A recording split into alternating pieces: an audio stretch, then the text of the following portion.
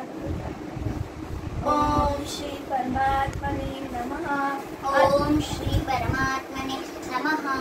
अथ अष्टादश श्लोकी गीता।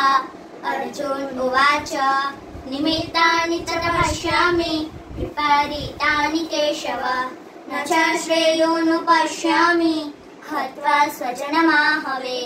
श्री भगवान् उवाच योगस्थ कुरु कर्माणि सन्वत्त्वा धनञ्जय शीघ्र समो भूत्वा समतं योग उच्यते। कर्मेन्द्रियाणि संयम्य आस्ते मनसा स्मरन् इन्द्रियात्मा निगूढात्मा मिथ्याचार स उच्यते। श्रद्धावल्लभते ज्ञानं तत्परसंयतेन्द्रिय ज्ञानं तद्वापशान्ति अचिरेणानि गच्छति।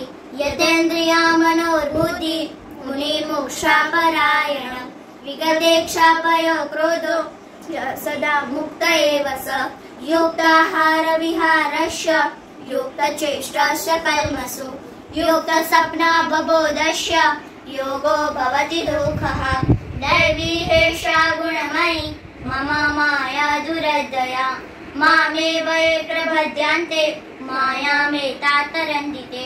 अग्निर्ज्योतिरः शुक्ल षण्मासा उत्तरायण तत्परया च गच्छन्ति ब्रह्म विदोषण। अपि चे सुदुराचारो भजते मामनन्यः साधुरेव समर्तव्य संवर्तवसितो हि स।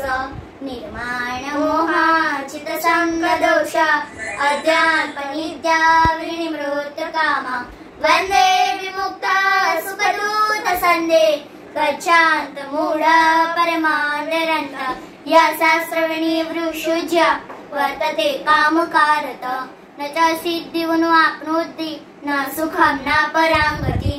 मनः प्रसादः सम्यक्त्वा मौनमात्मा विनिग्रह भाव संस्कृति नीतेतं तपोमानस उच्यते। सर्वधर्म परित्यज्य मामेकं शरणं व्रज अहं त्वा सर्वपापेभ्यो मोक्षयिष्यामि मा शुच। गीता सर्वमिदं पुण्यं यः पठेत् सुसमाहितः विष्णुलोकमवाप्नोति भयशोकविनाशनम्। ओम तत्सदिति श्रीमद्भगवद्गीतासु विशास्त्रो ब्रह्मविद्यायां योगशास्त्रे श्रीकृष्णार्जुन संवादे अष्टादश